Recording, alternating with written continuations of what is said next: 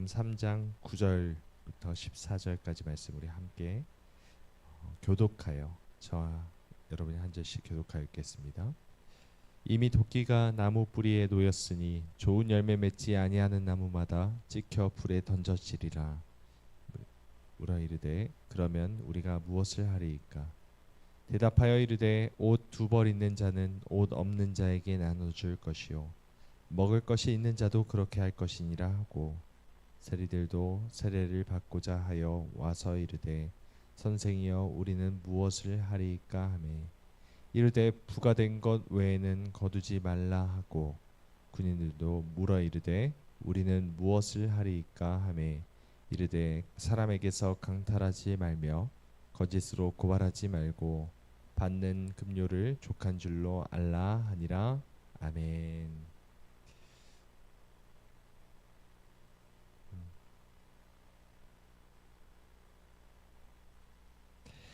어제 본문처럼 하나님의 말씀은 왕궁이 아니라 광야에 있는 세례 요한에게 임했습니다.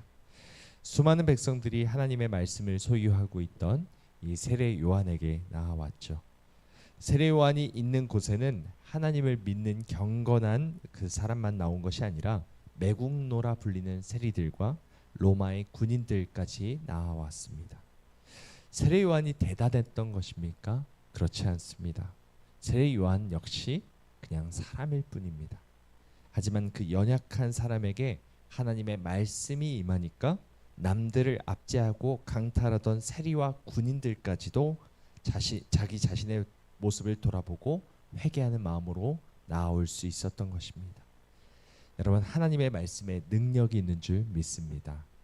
세례 요한에게 임한 하나님의 말씀이 우리에게도 임하길, 우리 교회에도 임하길 간절히 소망합니다. 그럼 세례 요한은 자기에게 나온 자들에게 어떤 하나님의 말씀을 전했을까요?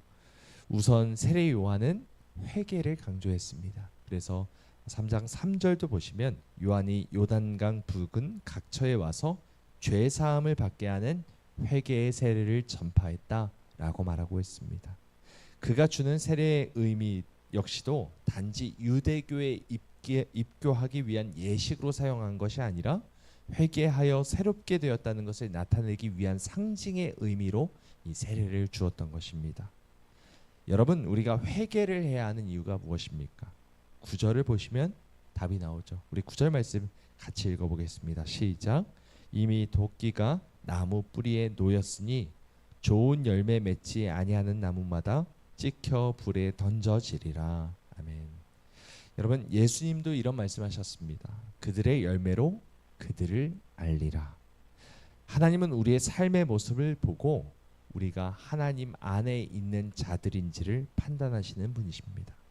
우리의 삶의 생명이 살아나고 변화가 일어나는 것이 있는지, 나를 통해 하나님의 나라가 전파되고 있는지를 불꽃 같은 눈으로 감찰하시는 분이십니다.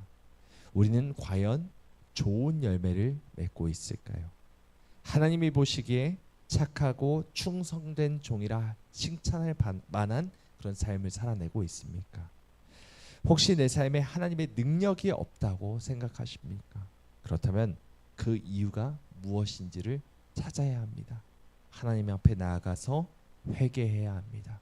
우리의 모든 죄를 주님 앞에 다 내려놓고 우리가 다시 한번 주님 앞에 깨끗이 씻김을 받아야 합니다.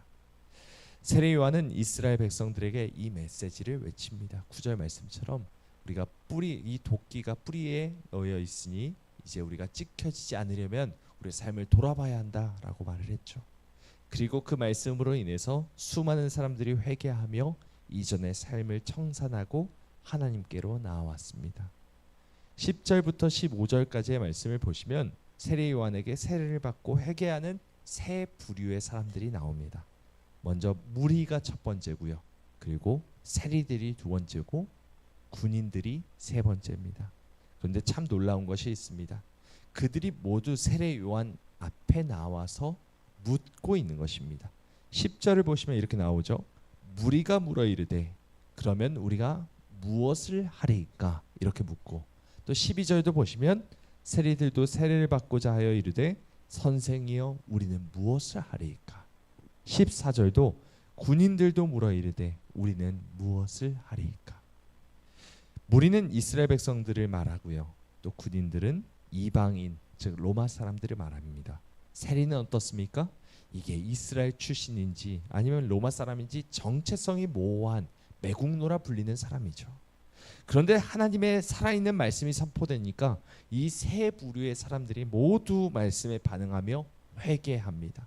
이들은 모두 세례 요한의 메시지를 듣고 어찌할꼬 가슴을 치고 있습니다. 자신의 열매 없는 삶을 돌아보며 새로운 삶을 살기를 간절히 바라는 열망이 그들의 마음속에서 불러일으켜지고 있는 것이죠. 여러분, 우리 주변에도 이런 부류들이 있습니다. 영적인 이스라엘 백성, 즉 하나님의 자녀의 정체성을 가지고 사는 그런 사람들이 있는가 하면 어떤 사람은 하나님과 전혀 상관이 없는 이방인과 같은 사람들이 있습니다. 그리고 어떤 사람은 이 사람이 그리스도인인지 이방인인지 이 정체성이 모호한 사람들도 있습니다.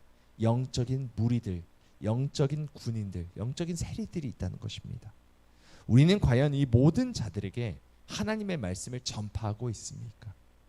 나에게 익숙한 사람들과만 하나님의 말씀을 나누고 있지는 않습니까? 그들은 모두 주가 필요해 라는 찬양의 가사처럼 주님이 필요한 사람은 우리뿐만이 아닙니다. 나는 예수님을 믿습니다 라고 자신 있게 고백하는 그 사람들뿐만 아니라 내가 하나님의 백성인지 아닌지조차 세상의 백성인지조차 헷갈려하는 사람들, 전혀 하나님께 관심이 없는 사람들에게도 모두 주님이 필요한 줄 믿습니다. 우리가 이들에게 복음을 전해야 합니다. 우리가 바로 이 오늘날의 이 시대의 새 요한이 되어야 합니다. 여러분, 이 주변에 수많은 사람들의 영혼이 잠들어 있습니다. 우리는 그들을 깨우는 파수꾼들입니다. 깨어 보초를 서고 있다가 주님 다시는 그때가 다시 올 때 경종을 울리면서 회개하라 천국에 가까이 왔다 소리쳐야 합니다. 우리가 잠들어 있어서는 안 됩니다. 우리가 먼저 깨어 있어야 합니다. 하나님의 말씀에 사로잡혀 있어야 합니다. 광야에 나가야 하며 우리가 그 하나님의 말씀을 듣고 그 말씀에 사로잡혀 있어야 합니다. 그리고 그 살아있는 말씀을 내 주변에 있는 모든 영혼들에게 전파해야 합니다. 무리들에게, 세리들에게, 군인들에게 차별 없이 그렇게 말씀을 전해야 합니다. 하나님의 살아계신 말씀이 선포되면 반드시 놀라운 일이 일어날 줄 믿습니다. 우리가 이런 복음을 전해야 합니다. 살아있는 하나님의 말씀을 전하길 원합니다. 하나님을 모르고 살던 자들, 자신의 인생이 전부라고 생각하며 내 마음대로 살던 영혼들이 이 우리로 인해서 변화되는 하나님의 역사가 일어나길 소망합니다. 우리 모두가 우리의 왕이신 예수 그리스도께서 다시 오시는 그 날까지 광야에 외치는 자의 소리와 같이 항상 하나님의 살아계신 말씀을 전하는, 천국 복음을 전하는 영적 파수꾼이 되시길 주님의 이름으로 간절히 소망합니다. 기도하시겠습니다.